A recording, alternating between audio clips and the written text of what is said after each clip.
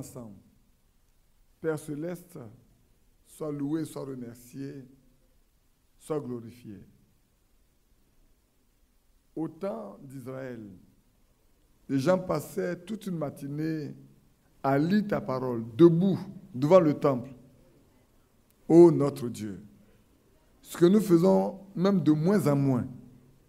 C'est pour ça que nous ne sommes pas lassés d'entendre ta parole.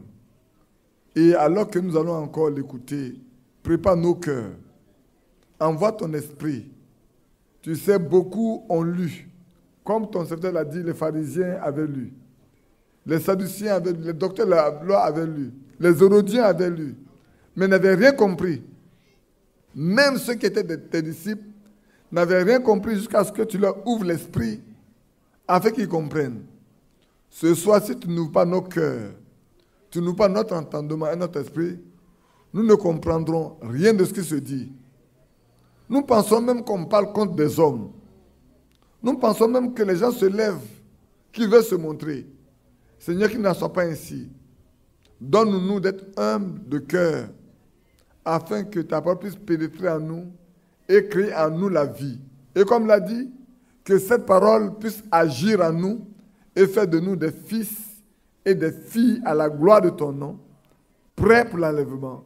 Accorde-le au nom de Jésus-Christ, notre Seigneur. Amen. Seigneur notre Dieu, notre roi,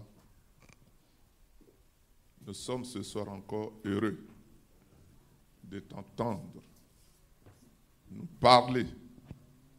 Seigneur, c'est une pure grâce.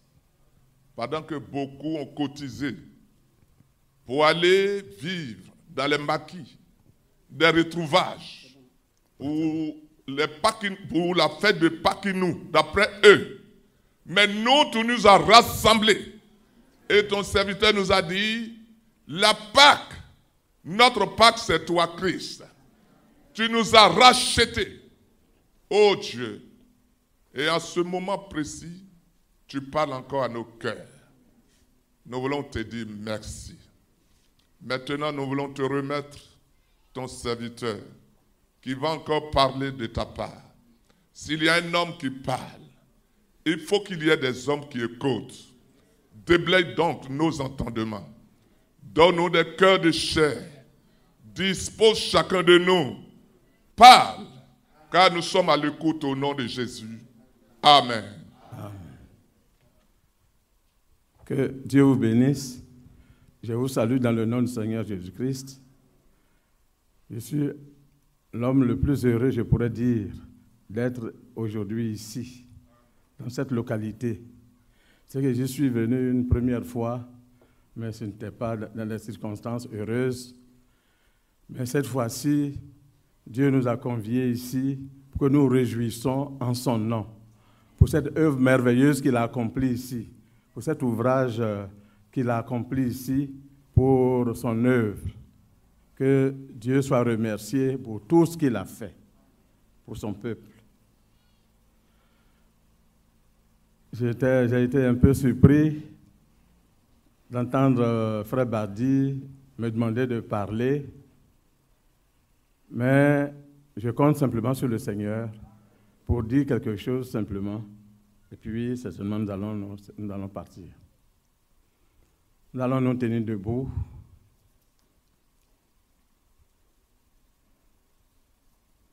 Nous allons lire dans le livre de Paul aux Romains, l'épître de Paul aux Romains, au chapitre 12, nous lirons les 2 premiers versets. Romains chapitre 12, versets 1 et 2. Je vous exhorte donc, frères, par les compassions de Dieu, à offrir vos corps comme un sacrifice vivant, saint, agréable à Dieu, ce qui sera de votre part un culte raisonnable. Ne vous conformez pas au siècle présent, mais soyez transformés par le renouvellement de l'intelligence, afin que vous discerniez quelle est la volonté de Dieu, ce qui est bon, agréable et parfait. Que Dieu vous bénisse, veuillez vous asseoir. Nous parlerons du don de soi-même à Dieu. notre consécration à Dieu. Ici, l'apôtre Paul exhorte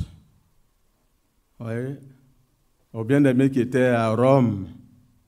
Mais aujourd'hui, cette parole n'est pas adressée à ceux qui sont à Rome, mais à nous qui sommes accourus ce jour.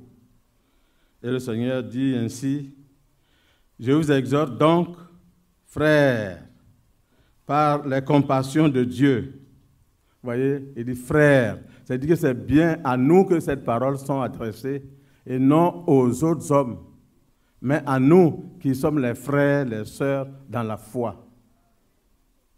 Et il dit, par les compassions de Dieu, à offrir vos corps comme un sacrifice vivant. Un sacrifice vivant. Vous voyez que avec nos parents, dans nos traditions, lorsque nous avons à adorer des fétiches, nous offrons des animaux que nous immolons dans le but de faire le sacrifice. Et ça, c'est des sacrifices qui sont morts.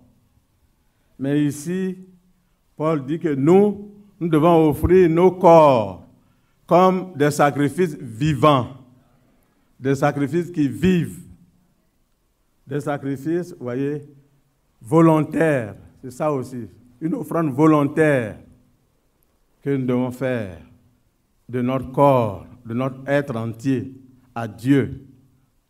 Et ce sacrifice-là doit être un sacrifice qui est non seulement vivant, mais saint. Parce que notre Dieu est un Dieu saint.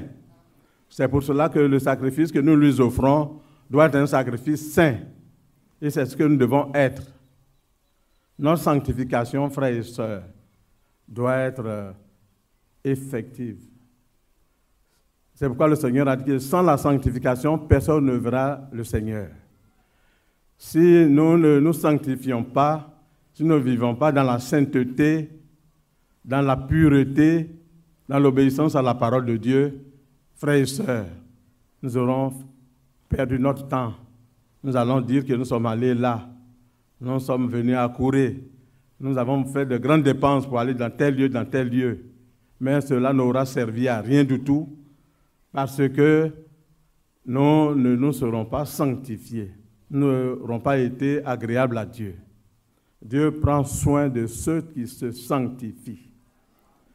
Et c'est pourquoi le Seigneur nous demande là, par la bouche de son serviteur Paul, pour dire que nous devons offrir nos corps, et je pourrais dire notre être entier, voyez, comme un sacrifice à Dieu. Et ce sacrifice-là doit être un sacrifice saint, un sacrifice agréable à Dieu, un sacrifice que Dieu agrée, c'est-à-dire Dieu accepte. Vous savez, si vous faites un sacrifice d'un animal qui est borgne, qui est boiteux, dans l'ancienne sacrificature, ces animaux-là sont rejetés parce que ces animaux sont malades. Ils ne sont pas sains. Ils ne sont pas agréables aux yeux de Dieu. Et nous autres, frères et sœurs, notre Seigneur Jésus-Christ s'est donné lui-même à la croix de Golgotha et a payé le prix pour notre salut. Il s'est donné lui-même au Père.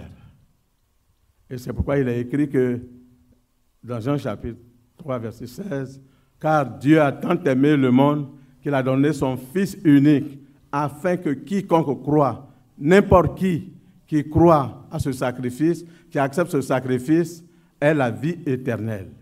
Et celui-là ne périra pas, il ne sera pas condamné. » C'est ainsi que le Seigneur dit aussi que pour tous ceux qui sont en Jésus-Christ, il n'y a plus de condamnation pour eux.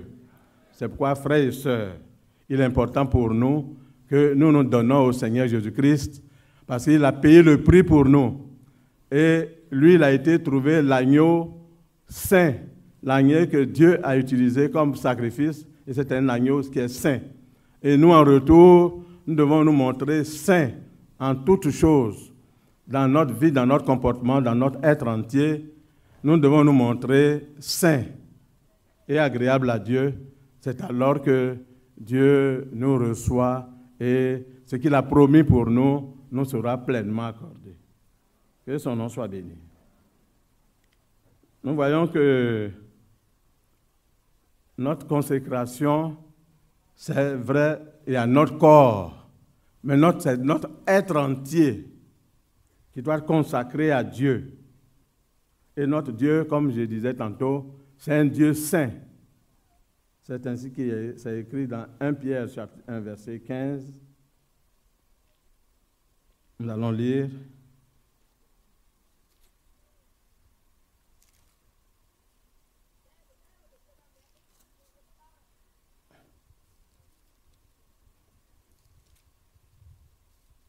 « 1 Pierre, chapitre 1, verset 15, il a écrit, « Mais puisque celui qui vous a appelé est saint, vous aussi soyez saints dans toute votre conduite, selon qu'il est écrit. Vous serez saints car je suis saint. » Amen.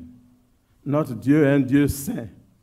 C'est pour ça les sacrifices que nous devons lui offrir, notre corps, notre être entier que nous devons lui offrir en sacrifice, doit être un corps saint. Que Dieu soit béni. Vous savez que si notre corps doit être saint, ça veut dire dépourvu de toute souillure. La sainteté doit nous habiter, frères. Le monde aujourd'hui est un monde souillé, un monde perverti. Mais nous devons nous démarquer de ce monde-là. Nous devons marcher comme notre Seigneur a marché, dans la sainteté, dans la pureté, dans l'obéissance au Père. C'est ainsi que Dieu, vous voyez, l'a élevé. Et nous aussi, si nous voulons être élevés, nous devons marcher comme notre Seigneur a marché. Il est notre modèle, d'ailleurs. Et donc, c'est ainsi que nous devons faire. Et même, vous savez au prophète, à notre frère Branham, le Seigneur lui a dit qu'il ne doit se souiller d'aucune manière. C'est-à-dire qu'il doit garder son corps dans la pureté, dans la sainteté. C'est-à-dire loin, vous voyez, de l'alcool, loin des femmes, loin de la fumée, de la cigarette. Mais aujourd'hui, même dans ce message, les gens enseignent qu'on peut boire, on peut prendre de l'alcool, on peut prendre les boissons enivrantes. Frères, vous voyez comment l'ennemi emporte des gens. Et c'est pourquoi nous devons nous attacher à la parole que nous avons reçue dès le commencement. Et c'est en marchant de cette manière-là que nous marcherons dans la sanctification, nous serons agréables à Dieu. Nous allons lui offrir un corps qui soit saint, un sacrifice qui lui soit agréable. Que son nom soit béni. Les hommes aujourd'hui marchent contrairement à ce que la parole de Dieu nous enseigne. Mais nous, nos regards ne doivent pas être tournés vers les hommes, vers ce monde corrompu, mais plutôt vers notre Seigneur Jésus-Christ. C'est lui qui est notre modèle. C'est vers lui que nous devons tourner nos regards. Que donc Dieu nous vienne en aide, afin que le chemin que nous avons pris, nous marchons sur ce chemin, comme le Seigneur a marché, dignement, jusqu'au bout. C'est au bout se trouve la récompense. Vous voyez, si même vous avez des athlètes qui ont commencé à compétir, à courir ensemble, si quelqu'un s'arrête en chemin, il n'est pas arrivé au but, il ne pourra pas avoir de récompense. Nous aussi, nous devons aller jusqu'au bout, marcher jusqu'au bout, persévérer jusqu'à la fin. Et c'est là que nous recevrons la récompense. Que son nom soit béni. Prenons 1 Corinthiens chapitre 6.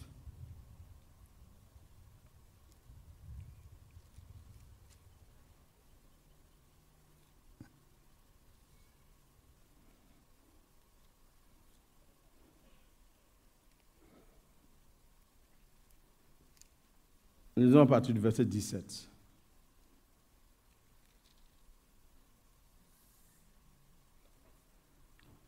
C'est pourquoi sortez du milieu d'eux et séparez-vous, dit le Seigneur. Ne touchez pas ce qui est impur, et je vous accueillerai. Je serai pour vous un père, et vous serez pour moi des fils et des filles, dit le Seigneur Tout-Puissant. Vous voyez, le Seigneur, là, par la bouche de son serviteur Paul, nous donne encore cette recommandation. Il dit, sortez du milieu d'eux, et puis séparez-vous. Ne continuez pas de marcher avec ceux qui marchent dans le mauvais chemin.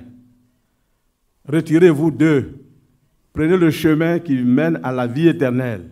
Et il y a un seul chemin qui mène à la vie éternelle, c'est Jésus-Christ, qui est le seul chemin qui mène à Dieu. C'est en marchant sur ce chemin que nous n'allons pas nous perdre et que nous allons arriver au bout. Que Dieu soit béni. Et le Seigneur continue de dire, ne touchez pas ce qui est impur,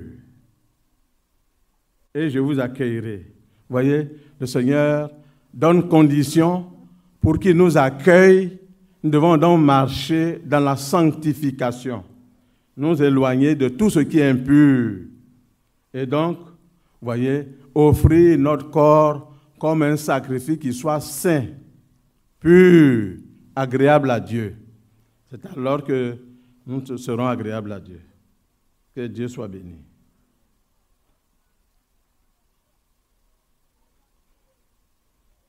Je serai pour vous un père, et vous serez pour moi des fils et des filles, dit le Seigneur Tout-Puissant.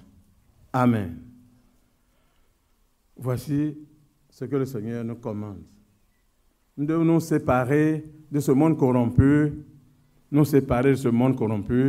ne pas continuer. C'est dommage qu'aujourd'hui encore, il y a des frères, des sœurs, qui ont des amis, encore des gens du monde, des gens qui montent, mais qu'est-ce qui peut vous apporter de bon? La Bible dit les mauvaises compagnies corrompent les bonnes mœurs.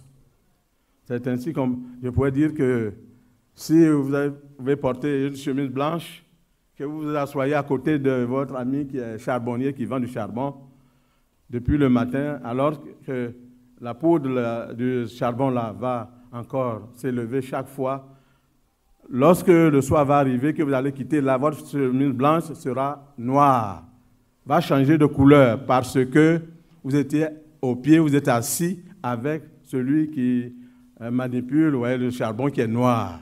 Et ce charbon-là a taché votre habit. C'est ainsi que, frères et sœurs, c'est important que nous comprenions. Nous devons chercher Dieu avec ceux qui cherchent le Seigneur avec d'un cœur pur, non avec le monde, que nous devons lier amitié avec eux. Que Dieu nous aide. Parce que le chemin que nous avons pris, c'est le chemin de la sainteté, c'est le chemin de la pureté, et nous devons marcher comme notre Seigneur nous commande de faire. Que Dieu soit béni.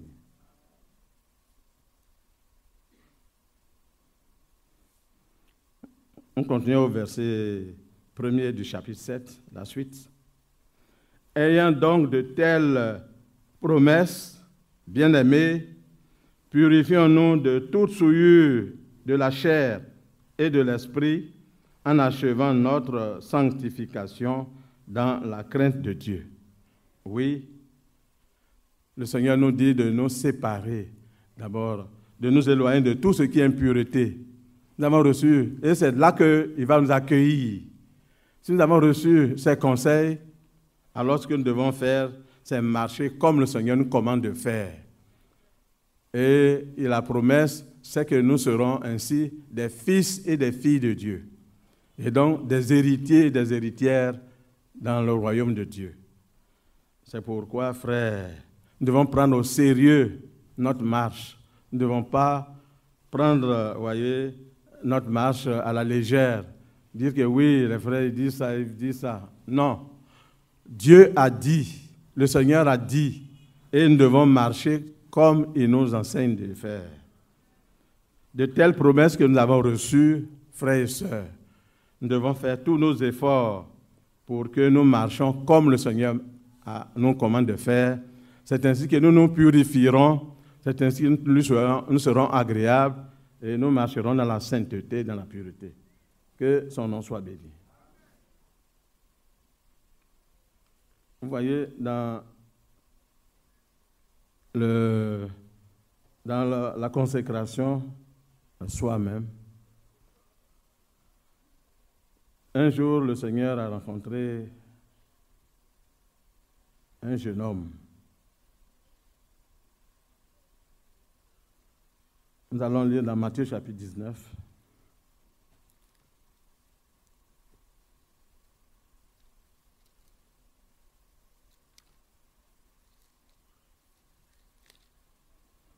Matthieu chapitre 19, nous allons partir du verset 16.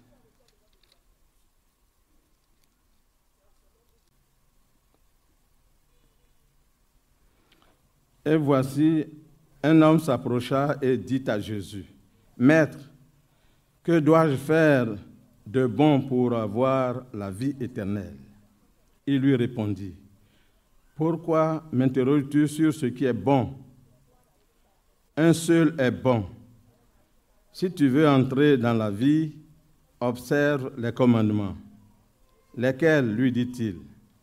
Et Jésus répondit, « Tu ne tueras point, tu ne commettras point d'adultère, tu ne déroberas point, tu ne diras point de faux témoignages, honore ton père et ta mère, et tu aimeras ton prochain comme toi-même. » Le jeune homme lui dit, « J'ai observé toutes ces choses que tu me demandes.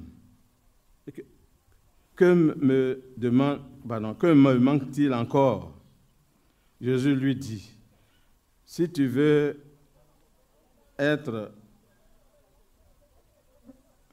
parfait, va, vends ce que tu possèdes, donne-le aux pauvres, et tu auras un trésor dans le ciel, puis viens et suis-moi. » Après avoir entendu ces paroles, le jeune homme s'en alla tout triste, car il avait de grands biens. Amen. Vous voyez ce que le Seigneur a dit là. C'est qu'il a reçu la visite d'un jeune homme qui lui demandait qu'est-ce qu'il doit faire pour hériter du royaume des cieux. Et il lui a dit d'observer les commandements et cela sera suffisant.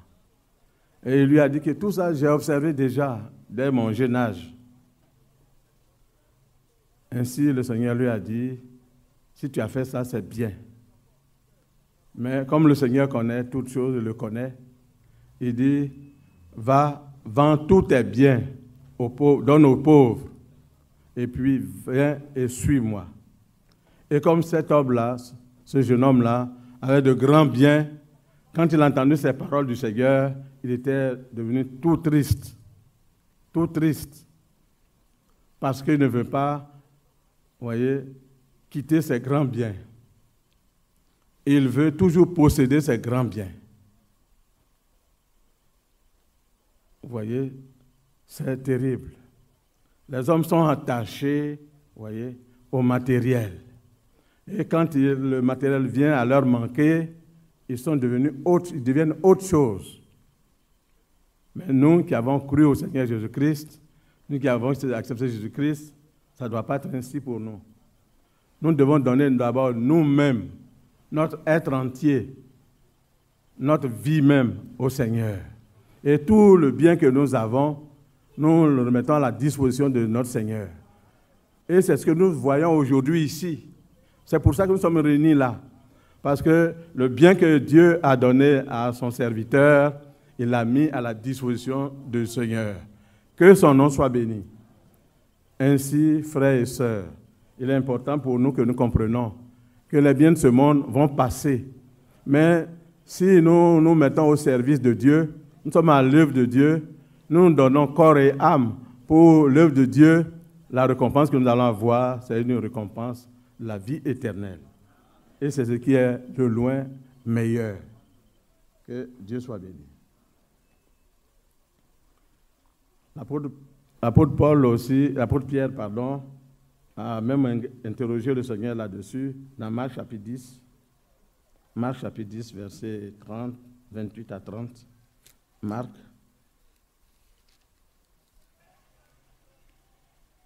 Marc chapitre 10. Nous lisons à partir du verset 28. 28.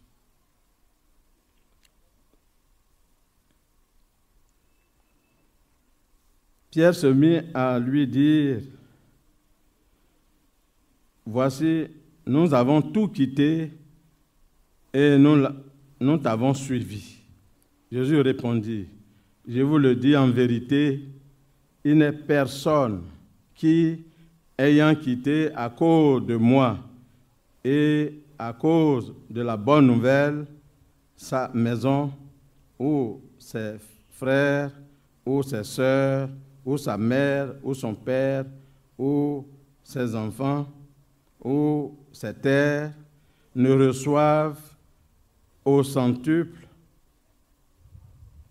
présentement dans ce siècle-ci, dans des maisons, des frères, des sœurs, des mères, des enfants et des terres, avec des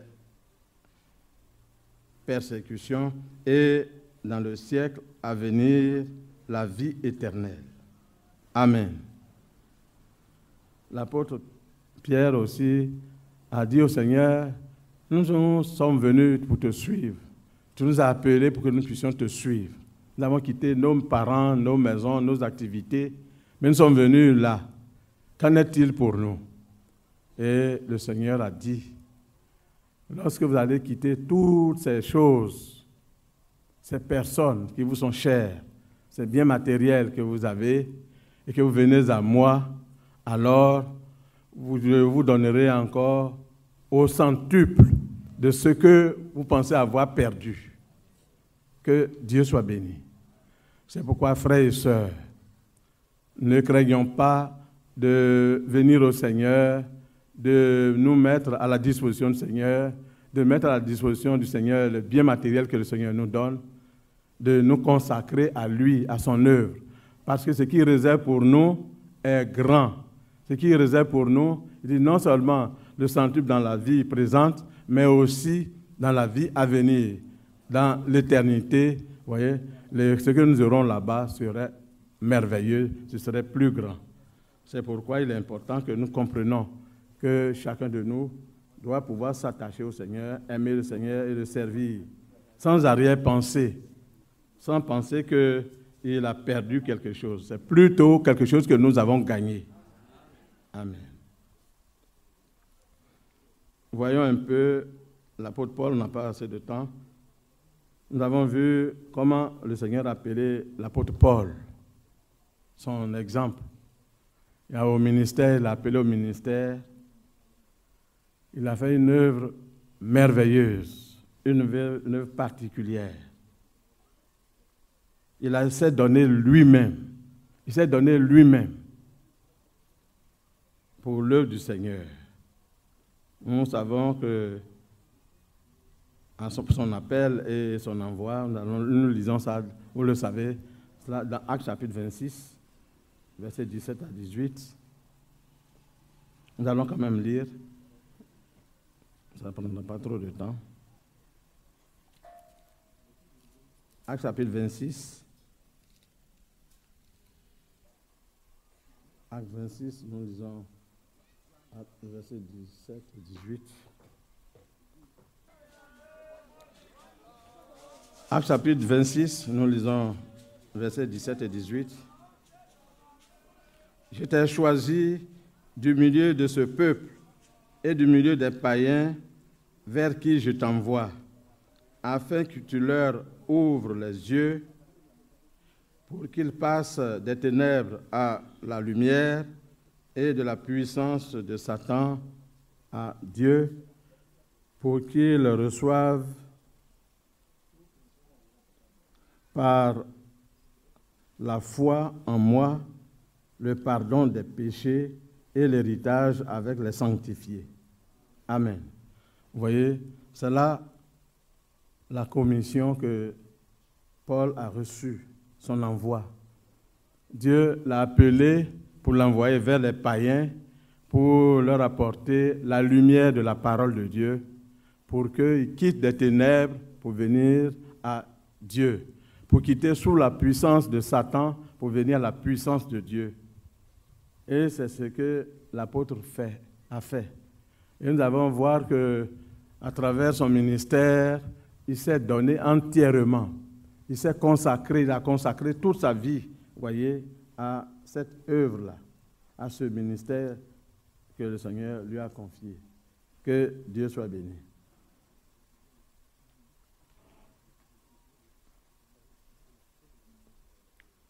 Lisons 1 Corinthiens chapitre 9.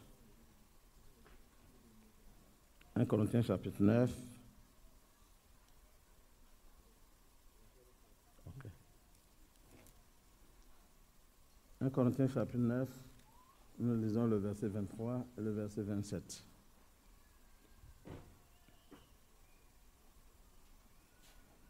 Paul écrit ceci au verset 23. « Je fais tout à cause de l'Évangile, afin d'y avoir part. » Amen. Il fait tout, il accepte tout, il supporte tout à cause de l'Évangile, afin d'y avoir part. Parce que ceux qui travaillent pour l'Évangile, ils ont une part avec Dieu. Et donc, il dit qu'il fait tout, il accepte tout, il supporte tout à cause de l'Évangile. Que Dieu soit béni. Lisons le verset 27. « Mais je traite durement mon corps et je le tiens assujetti de peur d'être moi-même rejeté après avoir prêché aux autres. » Donc, il traite durement son corps et il ne laisse jamais son corps assujetti. Il ne laisse jamais son corps, vous voyez, dominé par quoi que ce soit. Mais lui-même domine son corps. Il assujettit son corps, de sorte que, vous voyez, il puisse être maître de lui-même, maître de son corps. Que son corps soit un sacrifice divin, un sacrifice consacré à Dieu, un sacrifice qui est agréable à Dieu, un sacrifice que Dieu apprécie. Que son nom soit béni. Et donc, l'apôtre, il s'est donné entièrement, donné même sa vie, voyez, pour l'œuvre du Seigneur. Ainsi, nous pouvons lire dans Philippiens chapitre 3, verset 7. Philippiens chapitre 3, verset 9.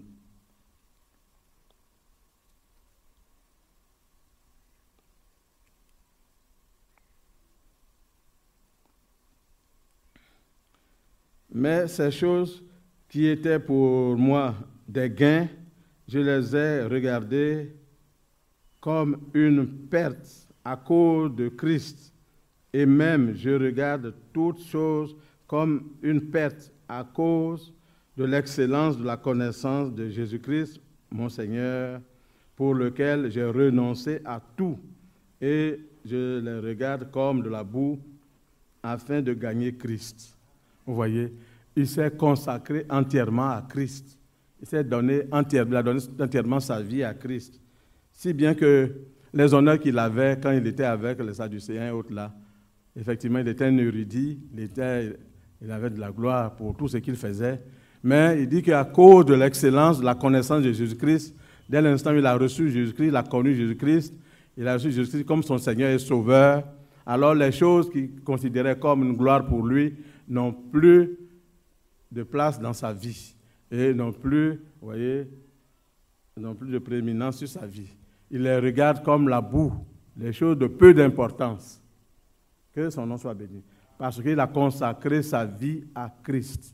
Il s'est donné entièrement à Christ et à son œuvre. Que son nom soit béni. Nous prenons encore Éphésiens chapitre 4, verset 1.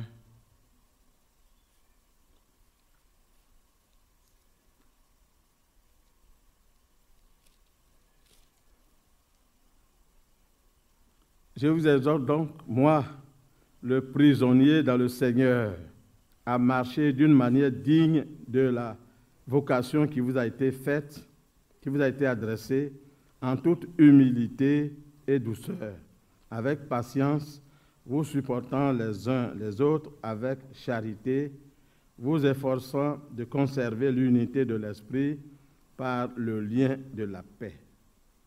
Amen.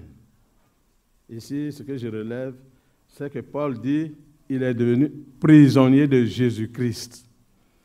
Un prisonnier, vous savez, il n'est pas libre de ses actions, il n'est pas libre de ses mouvements, il n'est pas libre de tout ce qu'il veut faire. Ainsi, celui qui se consacre à Dieu, qui offre son corps, son être entier en sacrifice pour Dieu, il n'est plus maître de lui-même. Son maître, c'est Jésus-Christ. C'est Jésus-Christ qui lui commande ses mouvements. Quand il lui dit « va à tel endroit pour faire telle œuvre », il s'en va. Ne va pas, il s'arrête. C'est ainsi que, voyez, Paul a œuvré et c'est ainsi que le Seigneur nous commande de faire. Que nous puissions être des hommes, des femmes qui s'attendent au Seigneur, qui donnent leur vie, qui deviennent des prisonniers de Jésus-Christ dans la marche, dans tout ce qu'ils font, dans tout ce que nous faisons. Que son nom soit béni. En tant que prisonnier, vous voyez, il savait, quand il partait quelque part, des difficultés l'attendent, il le sait. L'Esprit de Dieu lui en parle. Mais il ne fait même pas cas de sa vie, comme si sa vie lui était précieuse. Vous voyez, c'est parce que pour lui, sa vie n'a aucune importance. L'essentiel est qu'il accomplisse l'œuvre que le Seigneur lui a confié de faire. Et c'est ça la consécration. C'est ainsi que l'apôtre Paul a œuvré et Dieu l'a honoré, Dieu l'a glorifié. Que son nom soit béni.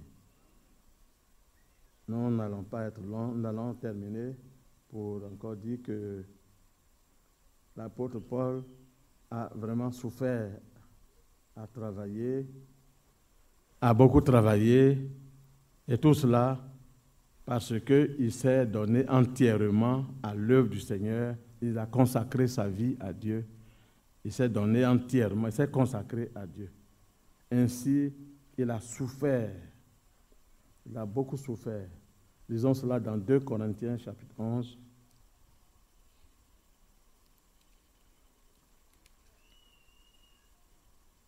Nous lisons par du verset 23. Sont-ils ministres de Christ? Je parle en homme qui extravague. Je le suis plus encore par les travaux. Il veut faire voir que, sans vouloir se vanter, dire que le Seigneur a appelé beaucoup d'apôtres, beaucoup de disciples, mais il a travaillé aussi, mais il peut même dire qu'il a travaillé plus que les autres par rapport à tout ce qu'il a fait, par toutes les souffrances qu'il a souffertes. Vous voyez? Ainsi, nous continuons.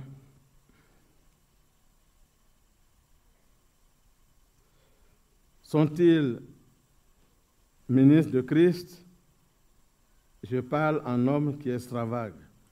Je le suis plus encore par les travaux, bien plus, par les coups, bien plus, par les emprisonnements, bien plus, souvent en danger de mort. 5 fois, j'ai reçu des Juifs 40 coups moins 1. 3 fois, j'ai été battu de verge. 1 fois, j'ai été lapidé. 3 fois, j'ai fait naufrage. J'ai passé un jour et une nuit dans l'abîme. Fréquemment en voyage, j'ai été en péril sur les fleuves, en péril de la part des brigands, en péril de la part de ceux de ma nation, en péril de la part des païens, en péril dans les villes, en péril dans les déserts, en péril sur la mer, en péril parmi les faux frères. Vous voyez, tout cela pour indiquer qu'il n'a pas reculé une fois seulement. Quoi qu'il puisse arriver, il s'est donné entièrement, il s'est consacré à l'œuvre du Seigneur et il a travaillé d'arrache-pied, là où même il y a la difficulté, la souffrance, mais il a accepté tout parce que le Seigneur lui a donné un ordre de mission. Il a dit, il doit ouvrir les yeux des païens, les amener à la lumière de la parole de Dieu. Et donc, quoi qu'il advienne, ce n'est pas ce qu'il arrive, il ne fait pas cas de sa vie, comme si sa vie lui est précieuse, mais il regarde à l'œuvre, à l'ordre de mission qu'il a reçu de la part du Seigneur, et c'est ce qu'il accomplit. Que Dieu soit béni. Ainsi, aujourd'hui, nous pouvons dire que les serviteurs de Dieu que nous sommes, les servantes de Dieu que nos sœurs sont, tous nous devons travailler de cette manière, nous consacrer entièrement à l'œuvre du Seigneur. Et partout où le Seigneur nous appellera, nous devons être présents et nous devons travailler d'arrache-pied pour l'œuvre du Seigneur. C'est alors que nous serons agréables à Dieu et la récompense que Dieu a promise pour nous nous sera pleinement accordée. Aujourd'hui, notre frère Franck pouvait dire, depuis plus de 50 ans, il est au service du Seigneur. Il s'est mis au service du Seigneur. Et voilà le monde, vous voyez, qui se réjouit, qui fait beaucoup de choses, mais cela ne l'intéresse pas, parce qu'il a un ordre de mission que Dieu lui a assigné, et c'est ce qu'il regarde, c'est ce qu'il fait. Et c'est pourquoi nous aussi, frères et sœurs, que le Seigneur nous donne de pouvoir marcher avec lui dans un esprit, vous voyez, d'attachement à sa parole, d'obéissance à sa parole et de consécration. Notre vie de consécration dans la sanctification, dans la pureté, dans l'obéissance à sa parole, c'est alors que le ciel nous sera pleinement accordé et que le Seigneur, à son retour, nous trouvera prêts et pourra dire, bon et fidèle serviteur, entre dans la joie de son maître. Que Dieu vous bénisse.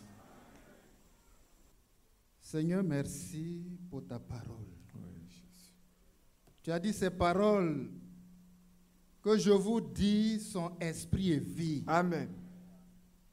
Et nous sommes venus, Seigneur, pour recevoir cela. Oui. La vie qui vient de toi. Oh Dieu. Ton esprit. Que ta parole habite en nous dans toute sa richesse. Amen. Nous aspirons à cela. Oui. Être une épouse, parole de Dieu, pour être conforme à toi. Bénis tes serviteurs qui nous ont parlé de ta part. Nous savons que ceux que tu envoies, tu leur donnes l'esprit sans mesure. Amen. C'est pourquoi aujourd'hui nous voulons que, Seigneur, tu nous envoies des Amen. serviteurs. Oui. Selon ton plan parfait. Selon l'objectif que tu veux atteindre. Tu as décidé de te présenter une épouse sans tache, ni ride, Ni rien de semblable. ni rien de semblable, Alléluia.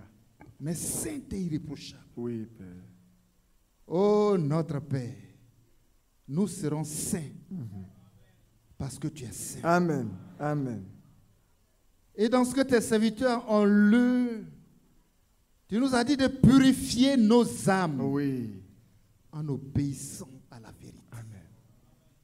C'est en obéissant à la parole que nous sommes purifiés, Oui. que nous sommes sanctifiés. Oui, c'est vrai.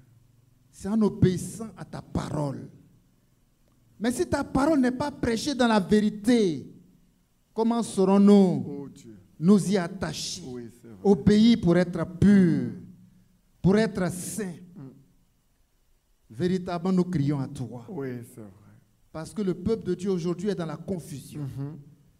Et cette confusion vient de ce que ceux qui parlent, ce n'est pas eux tous que tu as envoyés. Oui. Il y a la division, il y a des déchirements, Oui. il y a des fausses doctrines. Pierre a dit, j'ai même souffert des faux serviteurs Oui. qui l'ont oppressé. Oh, notre Père, nous vivons les mêmes réalités. Oui, c'est vrai. Cependant, le temps est fini. Ce qui nous reste doit être racheté pour des choses vraies. Ah oui. Le temps qui nous reste doit être racheté pour écouter la parole de Dieu Oui, authentique, Jésus. pour écouter des serviteurs que tu as envoyés, comme Paul. Oui, c'est vrai. Parce que ceux que tu envoies, tu leur donnes l'esprit sans mesure. Et ils parlent de ta part. Oui. Aide-nous à racheter le temps. Aujourd'hui, des assemblées sont embrigadées. Oui. Parce que les soi-disant serviteurs qui règnent sur ces assemblées ne font pas ton œuvre. Qui peut les ôter? Oui. L'homme ne peut rien faire. Non. Mais toi qui es le maître de ces brebis, libère ton peuple. Amen. Amen. Ton serviteur a dit que l'influence d'un autre est diabolique. Oui. L'influence des hommes, les œuvres des hommes. Seigneur, que tout cela soit ôté. Au nom de Jésus. Que tout cela soit ôté, que l'Église Oui, soit Père. libérée Amen. Amen. des œuvres des hommes. Qu'il soit mis fin aux œuvres des hommes. Oui. Nous voulons voir la main de Dieu Amen. puissante au milieu de nous, Oui, c'est vrai. afin que ceux qui parlent soient ceux que tu as envoyés. Oui, c'est vrai. Pour que la parole de Dieu qui vivifie, qui sanctifie, qui libère, qui affranchit, elle soit apportée Amen. pour préparer une église sans tache, Ni ride. ni ri, ni rien de semblable, Oh Dieu. mais sainte et irréprochable, comme tu le veux. Nous sommes ici pendant ces 2 jours. Nous voulons voir la main de Dieu. Nous voulons entendre Dieu nous parler. Amen. Et qu'à partir d'ici, les choses soient recentrées. Oh Dieu. Partout où il y a une mauvaise influence, nous prions que Dieu intervienne. Amen. L'œuvre n'appartient pas à un homme, Non. c'est ton œuvre. Oui, Celui Jésus. qui a versé son sang s'appelle Jésus-Christ. Amen. Et lui Amen. seul doit régner sur nous. Oui, c'est Sa vrai. parole seule doit être prêchée Alléluia. pour nous donner la vie La vie éternelle. et la vie en abondance. Amen. Merci pour cette grâce. La grâce d'être ici. Oui. La grâce d'entendre ta parole. Oui. Bénis tes serviteurs. Oh, non. Et que le Saint-Esprit puissamment opère Oui.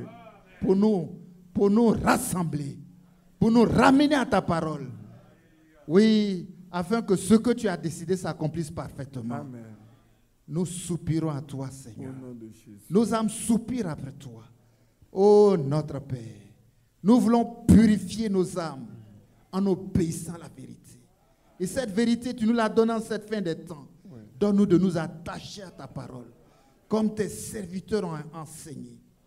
Oh, ils sont nombreux qui ont commencé et qui ne sont plus là Non, c'est vrai. parce qu'ils n'étaient pas à leur place.